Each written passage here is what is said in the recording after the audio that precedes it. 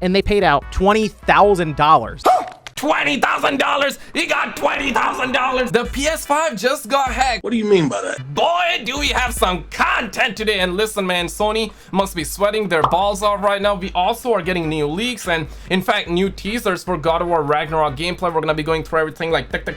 So let's just get right into it. We do news videos, reaction videos every single day. So hit the subscribe bell and let's go for maybe 5 likes on the video. But Sony Pony really did get hacked. Let's check it out. There seems to be a race behind the scenes to see how long it takes to open up or hack the system. We've seen this with things like the Switch. That got opened up very quickly to the point where Nintendo had to react and change up the chip and plug some holes for security. Excuse me? Yo, yo, what kind of holes? What kind of holes we're talking about? Seriously, get the F off. My God, I thought this was YouTube. What kind of holes we're talking about, man? Most recently, we've seen this with the PlayStation 5, and it looks like Sony actually paid out some pretty good money to fix a serious issue with the system that had to— I actually heard that they paid about $20,000. I could be wrong, but if that's actually true, that's a lot of paper, okay? I do know that some of you like SKizzle, like, there is no way they paid out $20,000. Listen, man, that's what I heard. To do with the Blu-ray drive. Guys, if you enjoy these videos, make sure you make sure to smash that like button, hit that subscribe, follow me on Twitter, follow me on MySpace, follow your grandma. This was posted up by News Beezer, and it was following Andy Nguyen as The Flow, where— yeah, I do remember this. This motherfucker out there actually spotted debug setting in that Sony Pony 5, and I believe he is the guy that was paid $20,000. Now I really want to know. This before that, he posted up an image of kind of the settings for the PlayStation 5 menu showing debug settings, and that's not something you would normally have access to. Yep. It's something that developers would, but not for like a retail PlayStation 5. Of course, this— my God, it actually does say $20,000 reward. Damn, son, my guy really racked up that $20,000. And I do know that some of you might be sitting in dark and some of you will be like, SKizzle, like, I hack PlayStation consoles on a daily basis. So you're telling me if I told Sony about this, I could have also racked up $20,000? Yes, you could have. Oh my God! Oh my God!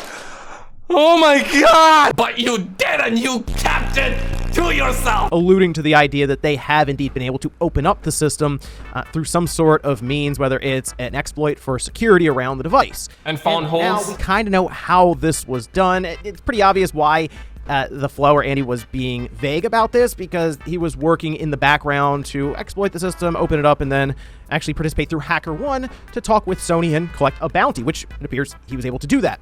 So after all of this went down, we had it submitted to HackerOne, and in fact there's an entire video on YouTube that I'll link to in the description where Andy is there at like a podium and like a PowerPoint next to him going through all of the steps, how he figured this out. Damn. But it does indeed— we have a video to the Blu-ray drive, and something that Sony must have missed, or a vulnerability with the system able to read JavaScript from a disk. So in essence, if you have a Blu-ray disc that you can burn code to that's written in JavaScript, the system will indeed read it, and you're able to cause issues with exploits that then open the system up. And if you go through here, this was actually submitted June 10th. We found out about this kind of recently in the last week or so, because it, of course, takes time behind the scenes to verify that this is an issue, and Sony has to look into it.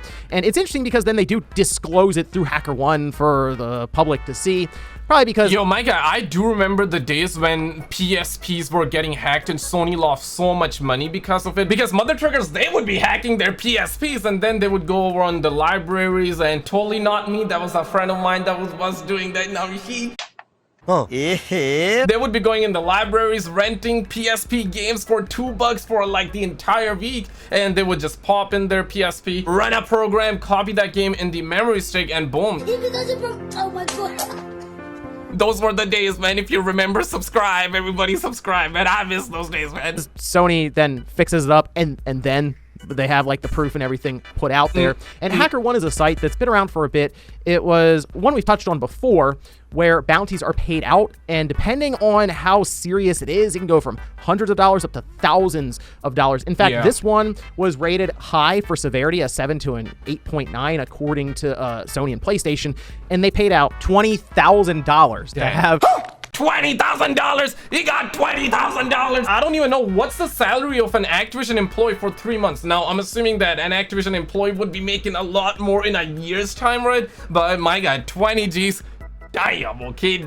Damn. Keep balling. Close in time for them to patch it and probably push out a firmware that looked at like general system stability, or we see those all the time.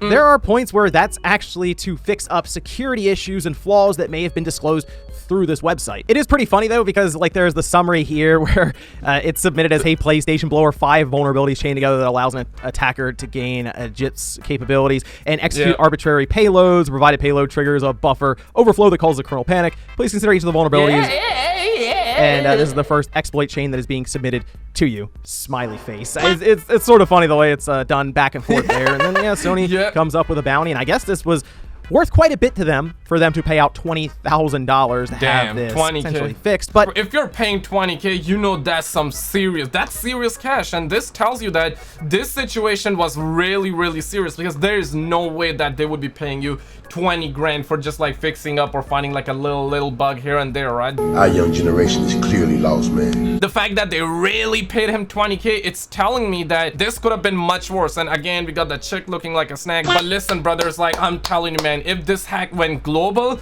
we could have seen days where, you know, you could take a PS5 disc, put it inside your Sony Pony 5, copy that entire game in your SSDs, bro. Like, listen, man, I'm not saying anything, but all I'm gonna say here is that somewhere some of you might be actually shaking. But right now it's not a possibility, so damn. That is the one, I guess, good thing about HackerOne is there is a way for these companies to essentially work with people who are researching security, and it does work to fix up vulnerabilities in these systems. Sure, there's a chance that if HackerOne didn't exist, this may have just found its way onto the internet, and the PlayStation 5 would have been busted wide open, and Sony would have had to have... Dude, it would have been crazy. Now, part of me, why not? I wanted to see that reality. Somewhere in the alternate reality, another dimension, there might be, you know, PS5 that's like hackable out there. Somebody might have actually leaked the wax out there. People might be rushing in to rent some PS5 games and putting inside their PS5 to copy those games in their SSDs. My guy, our future could have been insane, man. But this guy actually leaked it to Sony, man. I mean, damn. Scrambled to try to get it fixed, but let's be real, the PS5 will eventually just be opened up. The PS4 took a while. I mean, it took years for it to get to the point where it is now, where it's pretty easy to hack the PlayStation 4. The Switch is kind of a strange case. It reminds me a bit of the PSP, as that got blown wide open early on. But the Switch hasn't had the same issue when it comes to its software sales. But I mean, opening up the Switch is very easy. Turns out it was basically just a paperclip that you needed to get it done, and some research into that essentially stock X1 makeup that they used in that NVIDIA chip. But there you have it, HackerOne coming through, this time though for the Blu-ray drive on the PlayStation 5. And Santa Monica Studios just came out. They said that it's bring your dog to work day. Please post pictures of your puppers to get us through. Slide not required though. Bonus points if you got one. Damn. My guy, right now they're tweeting every single day, and especially attaching God of War gifts with it. Alongside that, we recently just got the prominent leaker. He started teasing the impending God of War Ragnarok, Sony Pony 5 and PS4 reveal. He drops this tweet and he ended up dropping this, and listen, man, he started snitching, ended up getting 9,000 likes. Can I brother perhaps get like 2 likes on the video? Right after that, we got a whole lot of analysts out there. We got scientists, we got astronauts. Everybody started decoding 11/11/22. Some of the homies are assuming that this game is gonna be coming out in November. Some of the homies are saying that we're gonna be getting the reveal on June the 30th. We got the Sony Pony shaking around the streets. We got the homie Slushy saying, please shout out to the homie Harris for adding me in this situation. And while everybody was shaking, ladies and gentlemen, you wanna know what? Apparently the homie came out and said that, please, not a God of War Ragnarok, only still play. Damn! And my guy, Activision just got busted in 4K. They got caught with their pants down. Seriously, we got some crazy video. Click on this video on the screen only if you can handle it. I'm telling you, man, it's some really sad stuff though.